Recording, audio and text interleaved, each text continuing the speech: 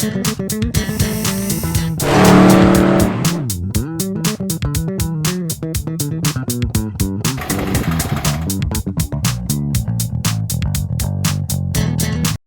right, here with Orange Crush. Thought I'd show Tyler the progress I've made and all the improvements. What have you done? What are you talking about? I thought this was going to be like a little, clean up, keep it kind of scruffy, but, make it run good. This is a full teardown, Leonard. Well, the paint is still on it. Some of it. Uh-huh. I see that the ducktail is fitted. This was a great idea that you had that I love to see that you're implementing, so... Yeah, ducktail's on it. Yep, that works. Engine is missing. Transmission is missing. Yeah.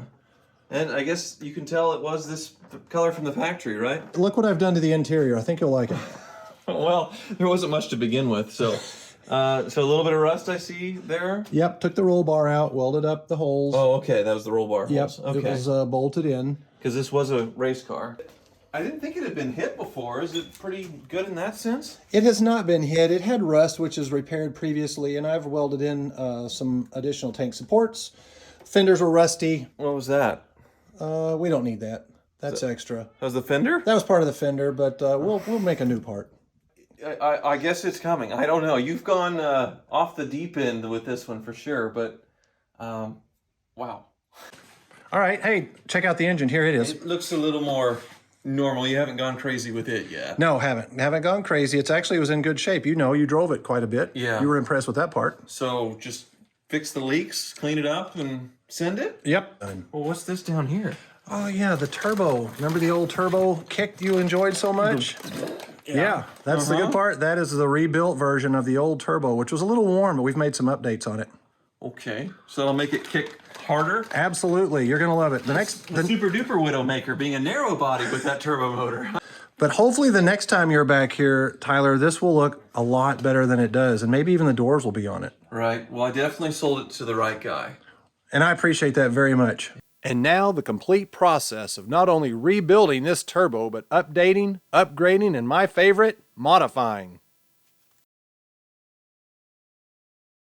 You can see that real, you can see it. I mean, that is not normal. And this is a 270. The biggest thing is the clearance is 2 to 3 thousandths is the maximum play that you can have in thrust, and that's what this is. And this over here is worn almost 10 thousandths. So in terms of, it doesn't sound like a lot, and that's only a little over 3 sheets of paper, but when we're supposed to be less than a sheet of paper. Yeah, that's a lot. That's a lot.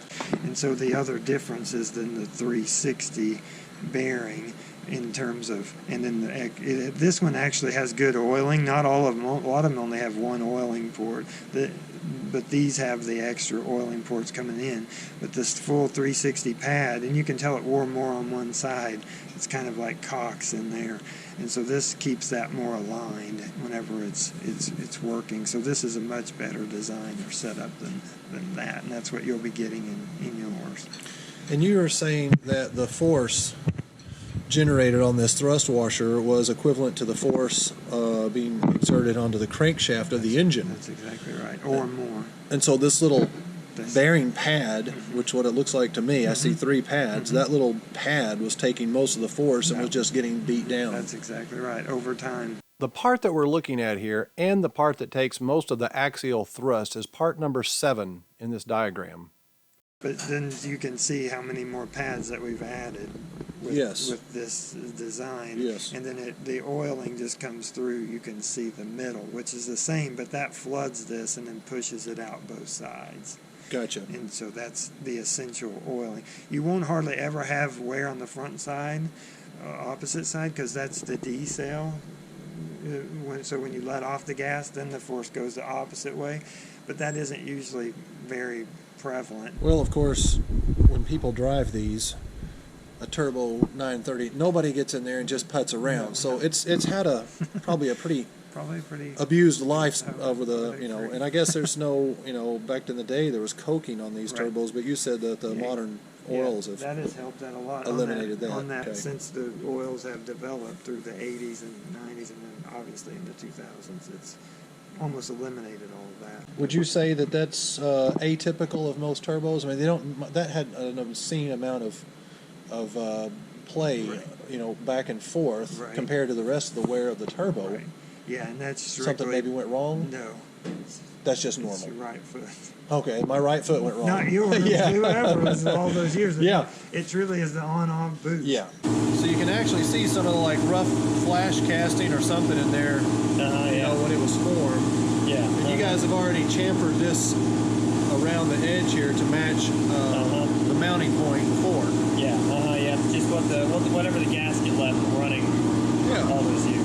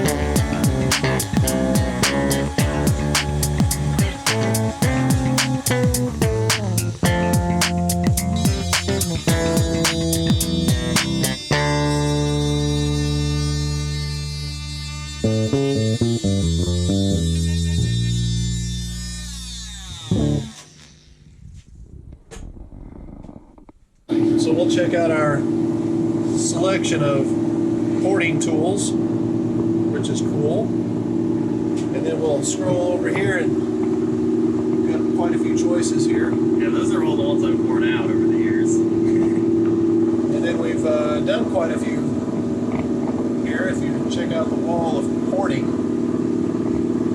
Now that's cool. So I feel like my turbo is in pretty good hands here. It's not his first rodeo, as they say. Yeah, no sir. Next, we added a new billet compressor wheel and a new Inconel turbine wheel, each with upgraded blade designs. This meant the complete rotating shaft assembly needed to be balanced on our modified turbo. Of course, before that could happen, I got distracted by this giant turbo. This is bigger than my engine. Look at that thing. Look at the size of that thing. This thing weighs 60 pounds. Oh yeah. It weighs as much as me. That is big. But that thing will. This is the turbine side, which is the drive side, or like your rear end of your car, and it dictates how fast that this spins with the housing as well. So it's this exhaust side, and then as it turns this, it creates the boost, the pressure, and the bigger this inducer is, the more potential horsepower you have. And it's important that it's balance, because vibration knocks those little bearings out, which I have them right here. Wears those and those out, and you have oil leaks. So that's it. But that's your assembly. And what do you do to actually balance that? Do you remove material? Mm-hmm. You do? Actually, this one's already just got finished, but it's an old, this is off of a Cummins 6BT of a Dodge truck, and it's an older casting, and so it had to have quite a bit removed when we put a new shaft on this side. The shaft has some taken off, but the main part is on the compressor side. But that's what all these marks would always be, is all your balancing. And even on the factory, that's their factory balancing mark whenever they were building this turbo. Gotcha. So we came to Heinz and said, we know we need to balance, we don't know specs, we don't know how to do it, can you do this? And he built this whole machine, Mr. Heinz did, in like 70. And then in 1970, and then developed all of the specs for every turbo, and so all these specs go into this thing. Which, think about that, 1970. This is analog, but how state of the art this would have been. I mean, computers were nothing, or massive machines, and turbos were not just everywhere in 1970. No, I mean, it was kind of a specialty. And semis and stuff like that. Wow. So he developed that, and it rides on these bearings, and it has like 2 microphones that feed into this, and then it reads the imbalance on that chart right there. It does not spin super fast, but what has been found is even if you take this and you put it on one that can bounce super high, that the balance, if it's out of balance at say 4,000 RPMs, it's out of balance the same amount at 120,000 RPM. Now that one over there will pick up past that, but you can't see anything. So anyway, what you just basically have it balancing on or riding on the bearings. It just has a motor, and it's already all set. So I'll just. And so when it's spinning at its speed, then you would take and that flashing, okay. What would happen is once this flashes, wherever that's reading, see how it's kind of picking up on that G? Mm-hmm. That would be where it would be out of balance, even though it's not. Anything below 1, or when it's down here below half, that's not.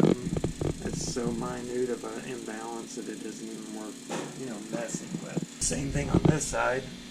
It's going to tell you the same thing, but again, it bounces. When it's doing that, you're at the lowest you could possibly be. Well, now that the turbo's back, I can get to work on the exhaust system. So for the muffler system, I already have headers on the car and they're going to be fine. But for the muffler system, I'm thinking about using an empty can with no packing in it at all and a straight shot right out the back like the 930 has already. I want it to be loud. I'm not worried about trying to have a conversation in the car. I'm not worried about rattling my fillings. I want to rattle my fillings when I'm at 3,000 RPM. That's what this car is for. That to scare all the Harley riders. So let me show you what is different about this turbo after our rebuild at the G-Pop shop. This is the old wheel. This is the turbine side, the hot side.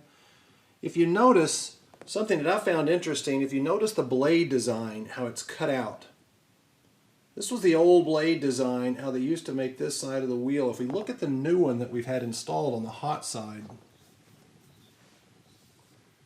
you can see that the blade extends all the way to the outside of the housing. There's no space there. Some people call this like a zero tolerance or a zero clearance turbo, but this increases the efficiency of this turbo. Same thing on this wheel. If you notice, this is the impeller side, this is the cold side, and if you look at this blade design, this is an older design. Back when this particular impeller was made, these were mostly cast, but today they are billet. So let's take a look at the other side of the turbo. And you get an idea of what the blade design looks like now. See how they're different?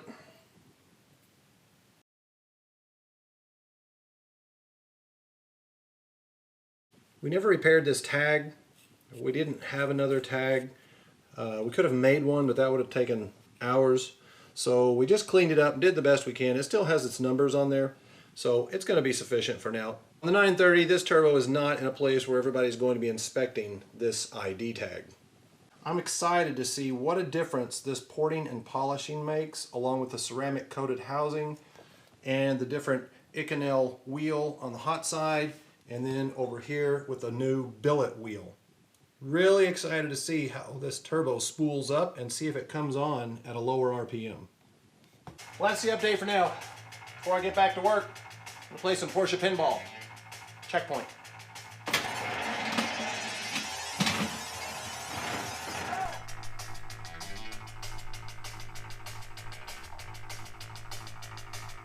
Oh yeah.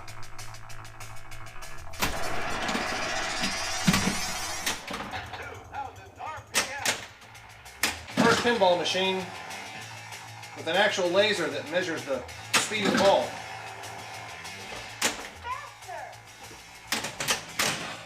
Well, that's that. And that's the update. Thank you for watching, everyone. See you next time.